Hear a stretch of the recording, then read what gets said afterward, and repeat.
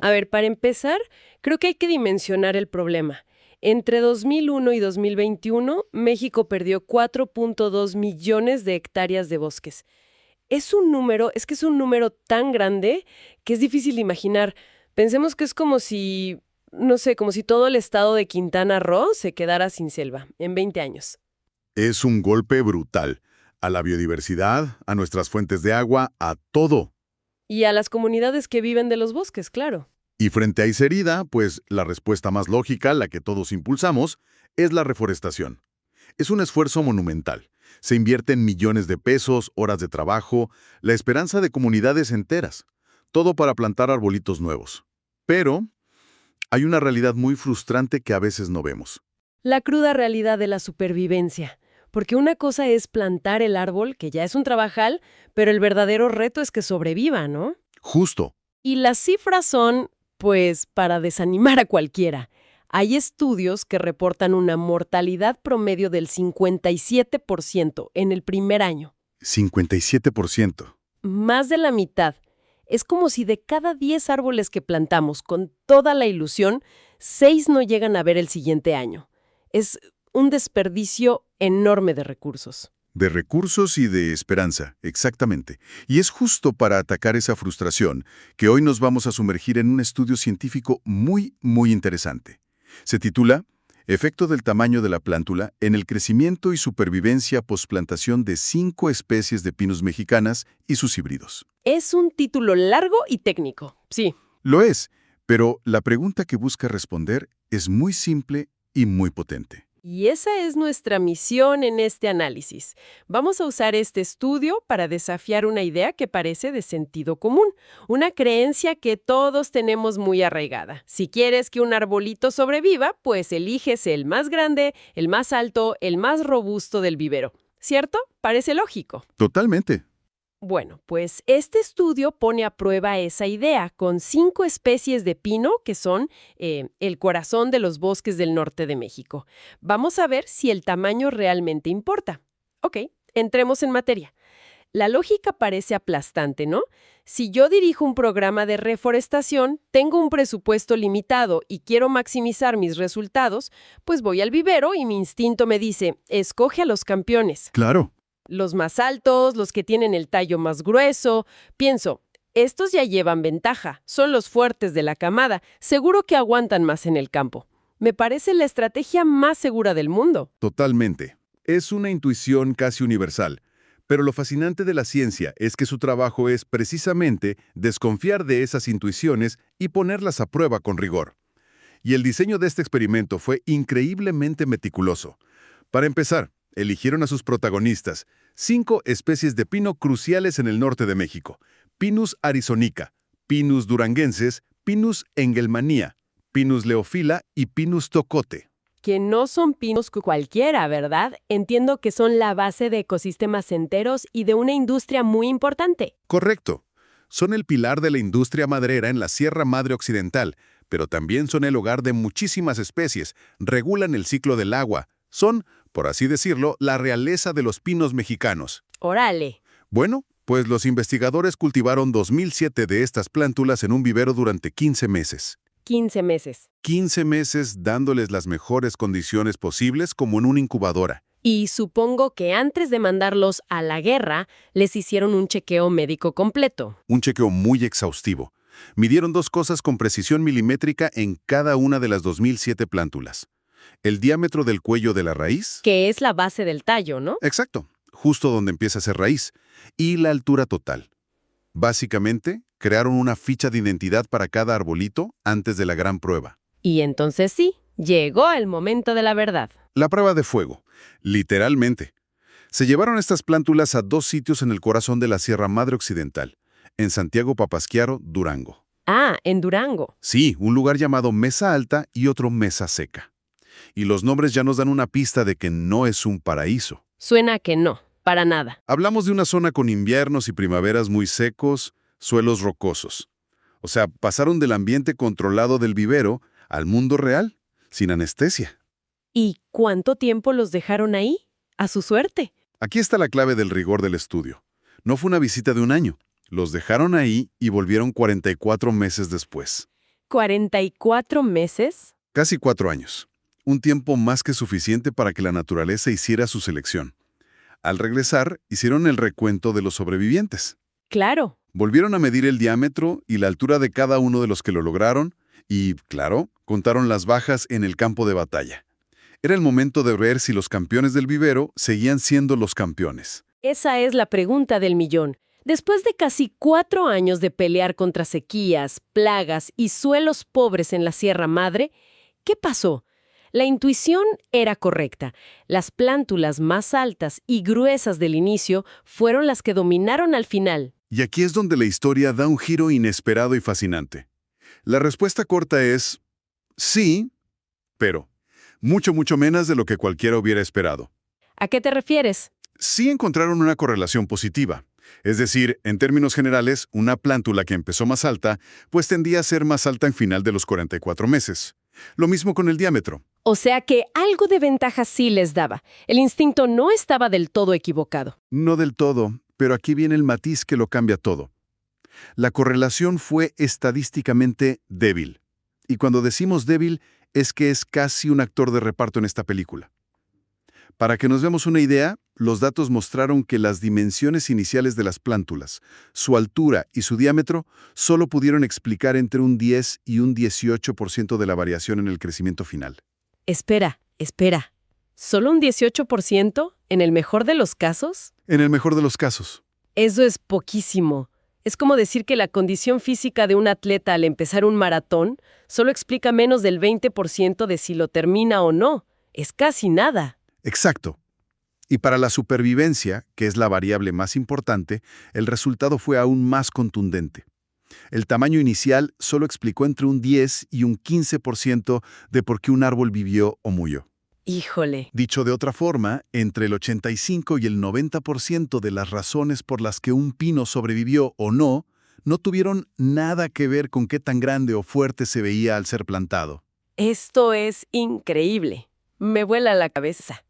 O sea que todo ese esfuerzo en los viveros para producir la planta más grande posible, esa que se ve impresionante en la foto, Ajá. en realidad le está dando una ventaja mínima, casi despreciable. Hay otros factores ocultos, que son los que de verdad están decidiendo el juego. Precisamente. El tamaño inicial no es el protagonista. Es apenas un extra con una línea de diálogo. El estudio, al ver esto, se dedicó a buscar a los verdaderos protagonistas. Y encontraron varios factores que resultaron ser muchísimo más determinantes. El primero, y uno de los más poderosos, fue lo que técnicamente llaman la procedencia de la semilla. Procedencia de la semilla. Suena a su código postal o algo así. Es una excelente analogía. Se refiere al lugar geográfico exacto de donde se recolectaron las semillas originales. Para este experimento, no todas las semillas venían del mismo lugar. Usaron semillas de 23 poblaciones o códigos postales diferentes. Y lo que descubrieron es que de dónde vienes, tu herencia genética... Tu linaje. Exacto, tu linaje. Y la adaptación de tus ancestros a un clima y a unas condiciones muy específicas es un predictor de éxito mucho más fuerte que tu tamaño. Es como la naturaleza versus la crianza. Puedes criar a un oso polar en Cancún, darle el mejor pescado, aire acondicionado, pero nunca va a estar tan adaptado como un lagarto que nació ahí. Es la analogía perfecta. La memoria genética de la semilla es más importante que los músculos que desarrolló en el vivero. Pesan muchísimo más, pero no fue el único factor. El segundo gran protagonista fueron los desafíos ambientales del sitio. En concreto, los investigadores notaron daños importantísimos causados por tuzas. ¡Ah, las tuzas! Esos roedores subterráneos del género Tomomis. El enemigo silencioso bajo tierra. Uno se preocupa por el sol y la lluvia, y el verdadero peligro está comiéndose las raíces. Y aquí viene una ironía brutal del estudio. Una plántula más grande, con un sistema de raíces más desarrollado y un tallo más jugoso, podría hacer en realidad un bocado mucho más atractivo para una tuza. No puede ser. Es decir, esa fortaleza aparente, ese tamaño que nos da tanta confianza, te puede convertir en un blanco más visible y apetitoso. Tu mayor virtud se vuelve tu mayor debilidad. ¡Qué locura! Es contraintuitivo, pero tiene todo el sentido. Eres el platillo principal en el buffet del bosque. Y hubo un tercer factor importante. Sí, el tercer factor clave fue el estrés hídrico. Como decíamos, la zona del estudio en Durango tiene inviernos y primaveras muy secos. Ajá. Una plántula más grande, con más biomasa, más hojas, funciona como un motor más grande. Tiene una demanda de agua mucho más alta para mantenerse viva. Durante una sequía, esa sed insaciable se convierte en una desventaja mortal. Mientras una plántula más pequeña, más modesta, puede sobrevivir con la poca humedad disponible. La grande simplemente se seca. Ya entiendo el panorama completo. Es como la fábula de la tortuga y la liebre. Mm, La plántula grande es la liebre. Arranca con todo, se ve impresionante, pero no está adaptada para una carrera de fondo con obstáculos. La plántula exitosa es la tortuga. Quizá no es la más grande, pero tiene la genética correcta, sabe cómo pasar desapercibida y administra sus recursos. Es la estrategia, no la fuerza bruta. no lo podría haber dicho mejor. La supervivencia en el mundo real no es una competencia de velocidad, sino de resistencia y adaptación. Muy bien, todo esto es fascinante desde el punto de vista científico, pero siempre tenemos que aterrizarlo. ¿De qué le sirve esta información a la gente que está en el campo, con la pala en la mano, tratando de recuperar nuestros bosques? Tiene implicaciones muy directas y potencialmente revolucionarias para la reforestación en México. La primera es que estos hallazgos sugieren que la norma oficial mexicana que regula la producción de plantas en vivero, la NMX-AA-170-SCFI 2016, necesita una revisión urgente. ¿Qué es lo que está mal con esa norma a la luz de este estudio? El problema es que esa norma pone un énfasis enorme en las características físicas. Establece estándares mínimos de altura y diámetro del tallo para que una plántula sea considerada de buena calidad. O sea, te obliga a jugar el juego del tamaño importa. Te incentiva a producir la liebre, la plántula grande y vistosa, aunque ahora sepamos que no es necesariamente la mejor para el maratón de la supervivencia. Claro. La norma, con la mejor de las intenciones, está enfocada en una métrica incompleta. Lo que este estudio demuestra es que necesitamos un enfoque mucho más sofisticado. La calidad de una planta no puede definirse solo con una cinta métrica. Entonces, ¿cuál sería la recomendación clave? Si tuviéramos que reescribir esa norma mañana, ¿qué debería decir? La recomendación fundamental es cambiar el paradigma. Dejar de obsesionarnos con producir plantas grandes y empezar a enfocarnos en producir las plantas correctas para el lugar correcto. Un traje a la medida. Exacto. La selección debe basarse en un triángulo de factores. Primero, sí, una morfología adecuada. Pero segundo, y de forma crucial, la procedencia genética de la semilla. Y tercero, lo que se conoce como concordancia climática. Asegurarse de que el clima de origen de la semilla sea lo más parecido posible al clima del sitio donde se va a plantar. En resumen, no es manufacturar un producto estándar, sino hacer un traje a la medida para cada ecosistema. Y esto es gigantesco, porque si adoptamos este enfoque, la tasa de éxito de la reforestación podría dispararse. Podría transformar la eficiencia por completo. Cada peso invertido, cada jornada de trabajo, tendría un impacto mucho mayor. Dejaríamos de plantar árboles destinados a morir en el primer estiaje y empezaríamos a plantar verdaderos proyectos de bosque a largo plazo. Es la diferencia entre reforestar para la foto y reforestar para el futuro. Al final, lo que este análisis nos revela es un patrón de comportamiento muy humano. Cuando nos enfrentamos a problemas enormes y complejos como la deforestación, nuestra inclinación natural es buscar atajos, buscar métricas simples, visibles. Que nos den una sensación de control. Exacto, una sensación de progreso. El tamaño de una planta es el ejemplo perfecto. Es un indicador tangible, fácil de medir. Podemos tomar una regla y decir con seguridad, esta planta mide 30 centímetros, es de buena calidad. Nos da una falsa sensación de certeza en medio de un sistema caótico. Pero este estudio es una lección de humildad.